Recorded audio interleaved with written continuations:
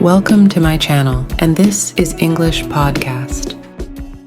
Hi there, this is Harry, and welcome back to Advanced English Lessons with Harry, where I try to help you to get a better understanding of the English language, helping you with vocabulary, problems with adjectives, verbs, expressions, whatever they are, you've come to the right place. So, in this particular Advanced English lesson, we're looking at advanced adjectives, okay? So these are adjectives that you can use in everyday speech, you can use them in conversational English, you can use them in business English, and that to replace the more normal or boring everyday adjectives that you find yourself using repeatedly. As you know, I'm a real believer in online lessons as the best way in which you can improve your language skills, in my case, English. So let me just take a few minutes to talk to you about Preply. Preply is an online tutor platform. They have over 50 languages available, and they have native tutors in Spanish, French, Portuguese, German, and many, many more. They have over 32,000 tutors for you to pick from, and you can use their filters so that you can narrow down your search, make sure you get the tutor that fits you exactly right. Preply is available on desktop and a mobile app. Self-guided language learning can be challenging to maintain, and many language learning apps offer a one-size-fits-all approach that may not suit or be effective for everyone. In-person learning, on the other hand, can be both expensive and complicated. The key to success is commitment and learning from real expert tutors, and Preply offers you just that and much, much more.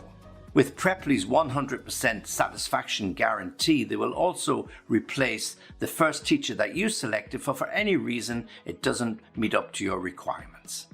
Isn't it about time you tried Preply? Make sure you click on the link in the description below and get your 50% reduction for the first lesson that you purchase with Preply.com. Thanks Preply for sponsoring this lesson. Okay, so let's crack on with the lesson today. As we said, advanced English lesson, all to do with advanced adjectives, and we have 20 in total. Okay, let's go through them one by one.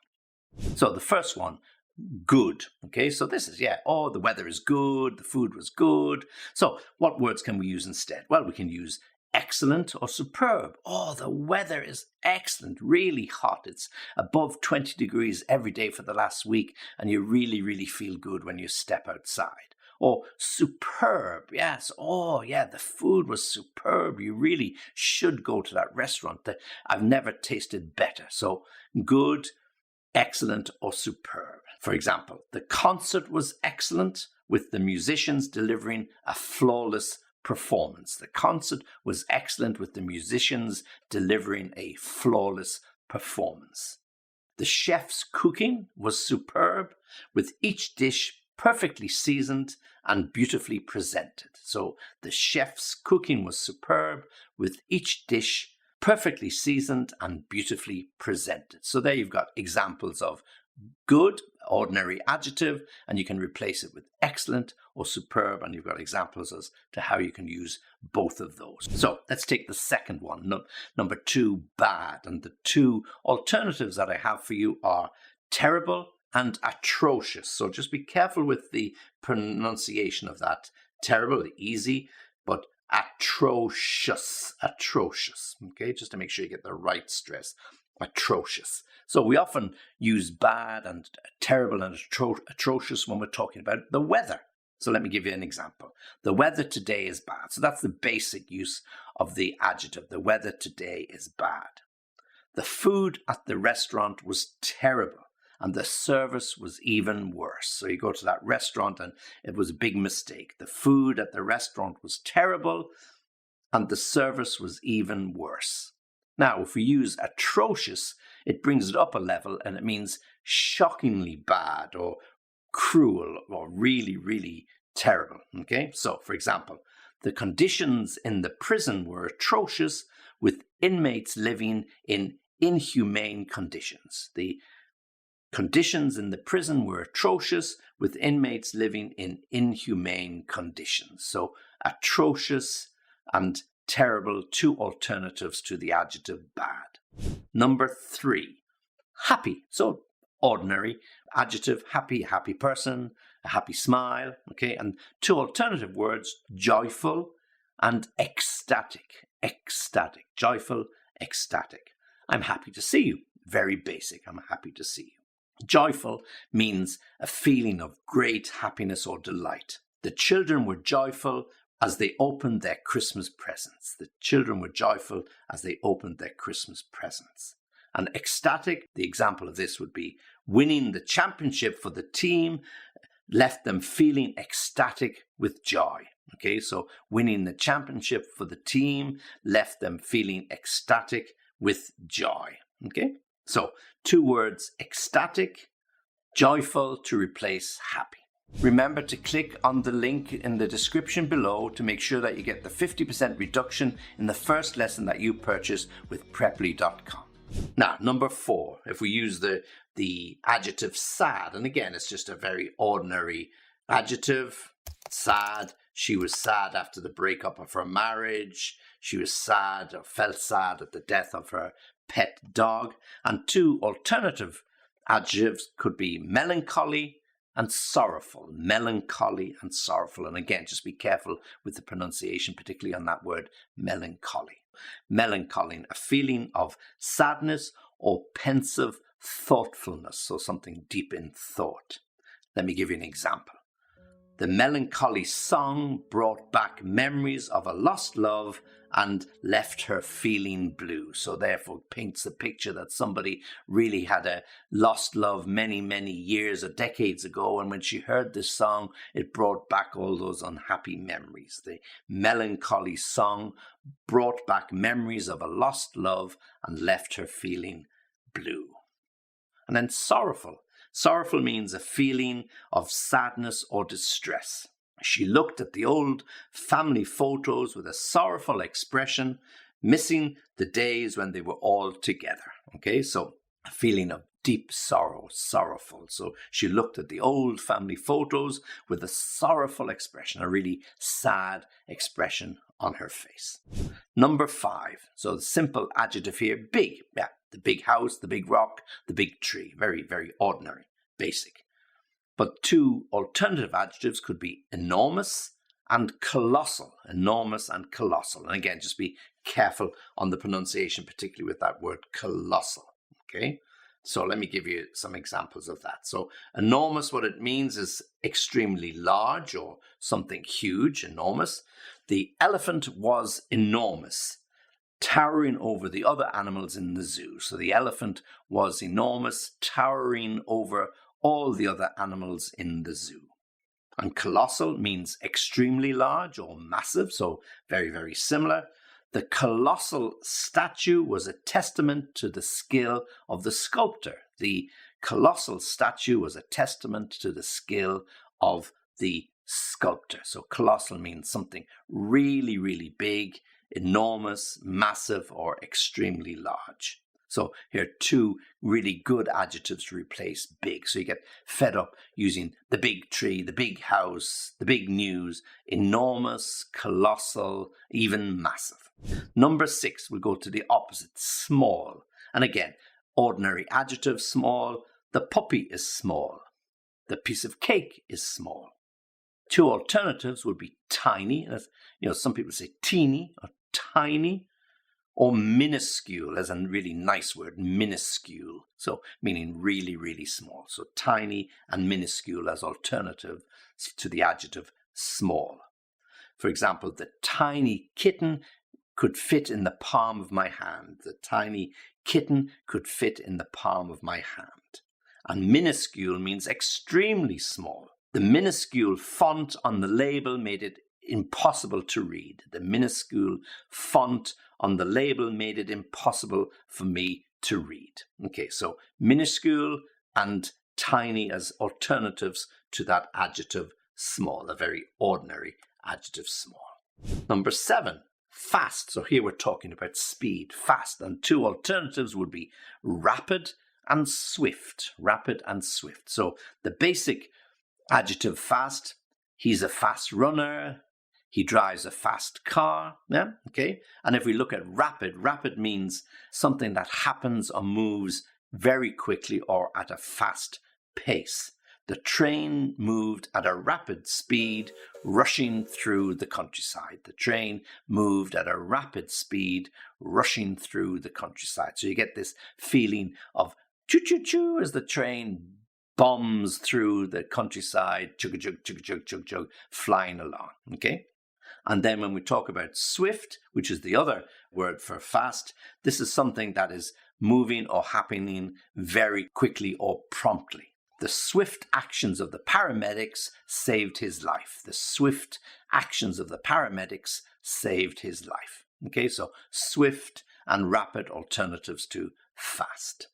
And then the opposite of fast is slow. So this is number 8, slow. And two alternatives that we have for slow are sluggish and lethargic. Nice adjectives, sluggish and lethargic. Now, if we just take slow, we can say the traffic is slow. The traffic is slow today, or very slow. So it's a very ordinary or basic adjective. Sluggish means something lacking energy or something slow to respond. So you can be sluggish if you get up in the morning and you've been tired from the day before, it's very warm, you might be feeling a little bit sluggish, a little bit slow. The students were sluggish after lunch, struggling to stay awake for the whole of the lesson. So the students were sluggish after lunch, struggling to stay awake for the rest or during the lesson or the lecture.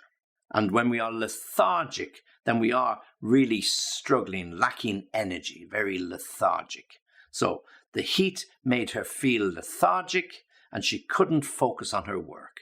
The heat, the intense heat, 35, 40 degrees, made her feel lethargic and she was unable or she couldn't concentrate on her work. So lethargic and sluggish, really, really good alternatives instead of something that is slow. But we often use them regarding people. So he was feeling lethargic. She was very sluggish. Yeah, okay. So the traffic was slow, but the person lethargic or sluggish. And number 9, when we're talking about heat, we talked about feeling hot. So what are alternatives to hot? Scorching, and we can say scorching hot, or sweltering, yeah? Scorching or sweltering. And these are really great adjectives when we're describing the real intense heat of a hot summer's day, a scorching hot day or a sweltering day.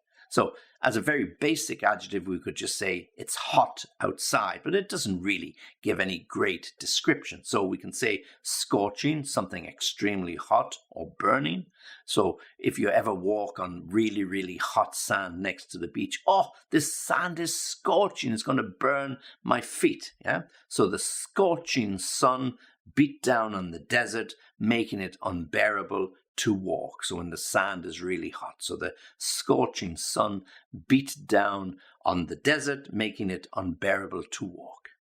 And sweltering is when it's really uncomfortable and humid, okay? So you can be sitting in a classroom or a university room or even in your office without air conditioning. And if it's a really hot day, it's uncomfortable and you feel that humidity. The sweltering heat of the summer made it difficult to sleep at night. So we've all witnessed and experienced that in the past. Yeah, the sweltering heat of the summer made it difficult to sleep at night. Okay, so there again, 2 good alternatives to a very simple, basic adjective, hot. And then number 10, the opposite of hot, of course, cold. And the alternative adjectives we could use are frigid and icy, frigid and icy. So it could be icy cold, okay? So the water, particularly if you go swimming around the coast of Ireland, any time of the year, the water is icy cold. So if we want to use a basic sentence, just the weather is cold today. The weather has been cold this winter or this spring, yeah? So the weather is cold. But if we want to up it a little bit and use more interesting adjectives, then we can say frigid, which means extremely cold. The frigid weather forced the people to stay indoors and bundle up in hot clothes, yeah? So the frigid weather forced people to stay indoors for long periods of time. And icy is when the streets or the trees or the fields are covered with frozen water or frost. So the car skidded on the icy road and crashed into the wall. The car skidded on the icy road and crashed into the wall. Okay, so icy and frigid, two good, strong, advanced adjectives that you can use instead of cold. Okay, now we're moving on to number 11. And number 11 is beautiful. That's not such a bad adjective, beautiful, and just quite basic. The view from the mountaintop or the view from my window was beautiful. So a very simple, basic sentence. The view from the mountaintop or from top of the mountain or from the window or the balcony was beautiful. So alternative adjectives that we could use are exquisite and stunning. Exquisite and stunning. Now, exquisite means something extremely beautiful or delicate. Okay, so the exquisite. So a work of art can often be described as exquisite. The artist's work was exquisite with intricate details and stunning colors. Okay, so here we've got both of them used in the one sentence. The artist's work was exquisite with intricate details and stunning use of colors or stunning colors. So exquisite and stunning, both words that we can use to replace beautiful. And when we use stunning, it's something that's usually very attractive or impressive. Okay, so we can talk about a person being stunning. Okay, so the clothes that they wear is stunning. So something that is very, very attractive or very, very impressive. The sunset over the ocean was stunning with vibrant shades of orange and red. Okay, so the sunset over the ocean was stunning with vibrant shades of orange and red or orange and pink, whichever way you describe the sunset. Okay, now the opposite of beautiful, of course, is ugly. So that's number 12, ugly. So ugly is, the ugly sweater or the ugly painting on the wall, just a very basic description. And two alternative words we could use are unappealing, so something that doesn't appeal to us is unappealing, or unsightly, unsightly. Okay, now unappealing means something that lacks definition or is lacking in attraction or charm. The dull, unappealing color of the dress made it difficult for her to stand out at the party. Okay, so if somebody goes to a party, the dress they picked wasn't quite the one that they really intended to wear, and the dull, unappealing color of the dress made it difficult for her to stand out at the party. And unsightly. Now, unsightly means something that's not so nice to look at, yeah? So it could be if there was a demonstration in the city and lots of rubbish on the streets, and that could be unsightly. So unsightly is something unpleasant to look at or unattractive. The graffiti on the wall was unsightly and ruined the appearance of the neighborhood. So if you go through some city and the walls have been sprayed with graffiti, that can often be very colorful and very artistic, but some other people might regard it as a little bit unsightly.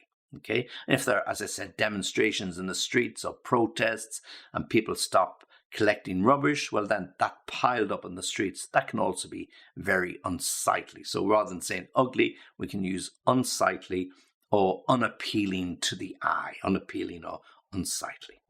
Number 13 is easy. Okay, now simple basic sentence, that was an easy task, that was an easy exam, that was an easy question. And two words as alternatives could be effortless or untroublesome, untroublesome. So effortless or untroublesome as replacements for easy. Effortless, something that you do with ease or without exertion. So you don't have to exert yourself, you do it with ease. This is a good definition of effortless. She made the difficult task look effortless with her natural talent. She made the difficult task seem effortless with her natural talent. And untroublesome, meaning something that doesn't cause us any trouble. So when we describe it, it's not causing difficulty or any problems, easy to manage, easy to deal with. So as the example, the new software was untroublesome and didn't require any technical knowledge to install it. The new software was untroublesome and didn't require any technical knowledge to install it. Okay, now let's move on to number 14. So the opposite of easy, of course, is difficult, and alternative words for difficult would be arduous, and challenging. Challenging, you probably know well. Arduous, a little bit more difficult, and again, difficult on the tongue. Arduous. So a simple, basic sentence: that was a difficult exam. That was a difficult test. So arduous means you have to, or it involves great effort or difficulty. Great effort or difficulty. Climbing to the top of the mountain was an arduous task, but the view from the summit was well worth it. Okay, so climbing to the top of the mountain was an arduous task, but the view from the summit was well worth it. And then challenging as the alternative word for difficult. Challenging means something that tests your abilities or skills. For example, the math problem on the test was challenging, but the students were determined to solve them. The math test or the maths problems on the test were challenging, but the students were determined to solve them. Okay, so difficult, challenging, arduous. And again, practice that pronunciation. Arduous. Arduous. Number 15, like me, feeling a little bit old. And the basic word here, that's an old car, that's an old man. Very basic. But if you want two alternatives, you can use ancient or antiquated. Ancient or antiquated. And antique comes from antiquated. So ancient means belonging to the very distant past. Okay, so ancient times, ancient history. The ancient civilization of the Mayans left behind many impressive ruins. The ancient civilizations left behind many impressive ruins.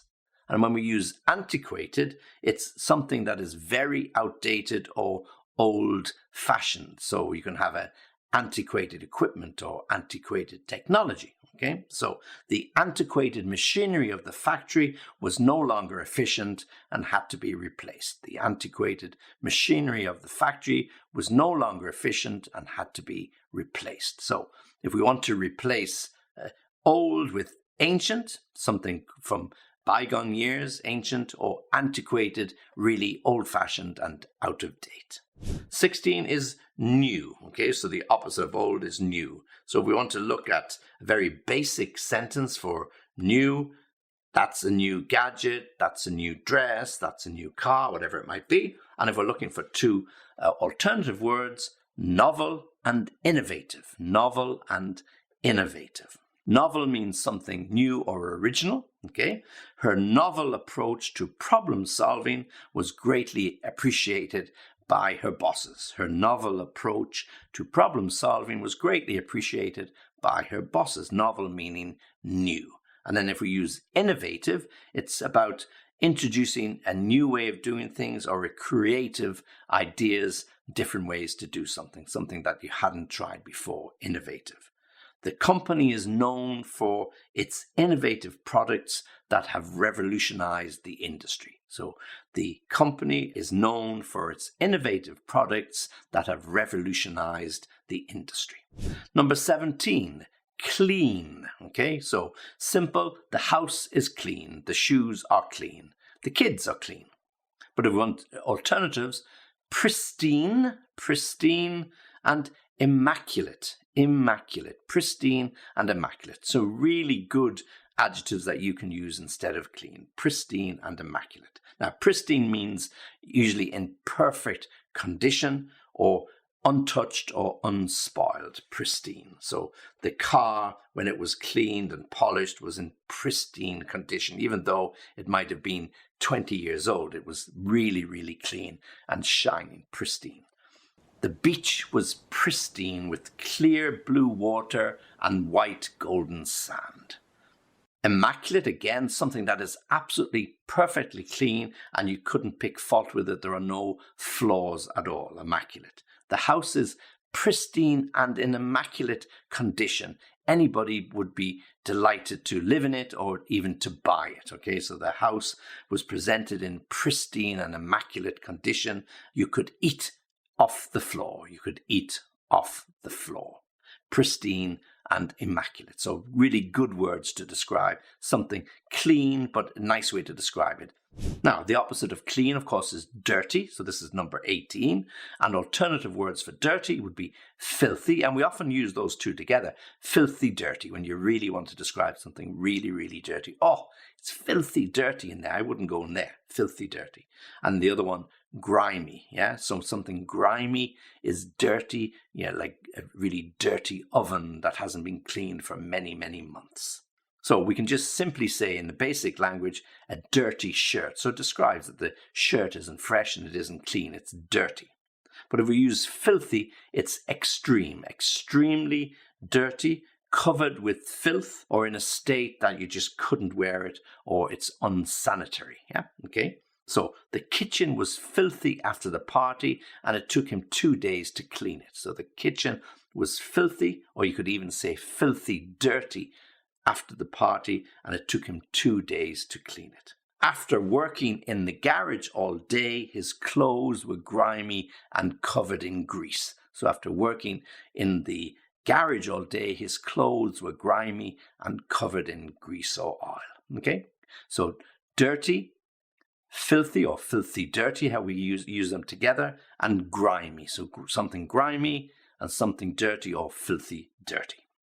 Okay, number 19. So we only got 2 to go. Number 19, bright. Okay, so the sun is bright today with a very simple expression, or the lights are bright. Yeah, so something that makes it's easy to see, bright. But if you want alternative adjectives, we could use radiant. Okay, radiant and gleaming. Okay, radiant and gleaming. So those adjectives sort of give you a much better description of how something looks.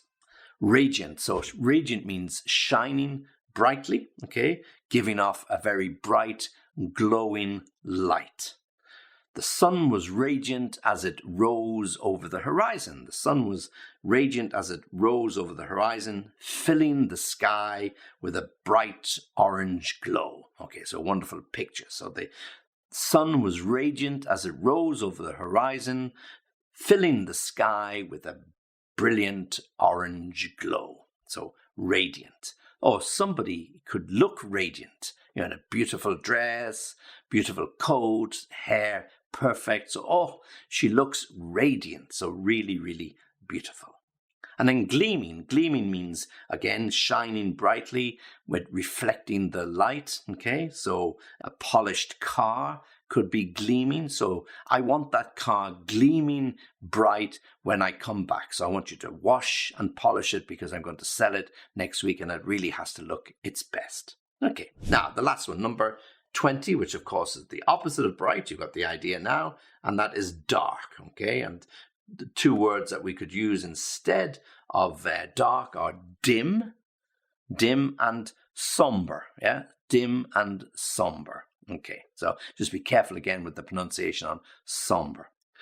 As a simple sentence, the room was dark because the lights were switched off. The room was dark because the lights were switched off. It's a very, very simple statement. The peeling wallpaper and broken windows gave the house a gloomy appearance. Okay, so if we're looking at gloomy or dim, okay, so when something is dim, it's dark or gloomy. So we can say the peeling wallpaper and broken windows gave the house a dim and gloomy appearance. Dim meaning dark and dull and not so interesting, and gloomy meaning not something you could see so clearly, but not something very pleasant. Okay, so dim and gloomy. So there are lots of words like dark, dim, depressing, gloomy, all mean the same thing. Okay, and then when we talk about somber, somber is dark or dull in color. So you could be dressed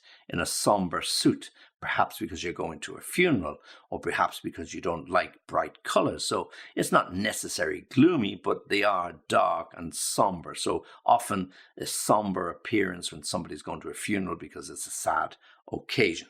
So the somber sky indicated that a storm was coming. So perhaps the sky, when you look at it, is dull and dark, and there's a storm on its way. So the somber sky indicated that a storm was on its way. So when we talk about dark, we can talk about dim or gloomy, as I said, or somber. Okay, so somber can often refer to clothes or the style of clothes that somebody wears, whereas dim often refers to the light or the lack of light in a particular room, or where the painting and decoration, as I used in my example, the broken windows and the wallpaper peeling off the walls, give the room a gloomy, dim look, not so pleasant, not something that you'd like to rent. Okay, so there you have 20 different ordinary or basic adjectives, and in each of the examples I've given you 2 additional words, adjectives that you can use to replace them. Okay, so you've got 20 basic ones, and you've got 40 other or extreme adjectives that you can use, more advanced adjectives that you can use in lots of different descriptions.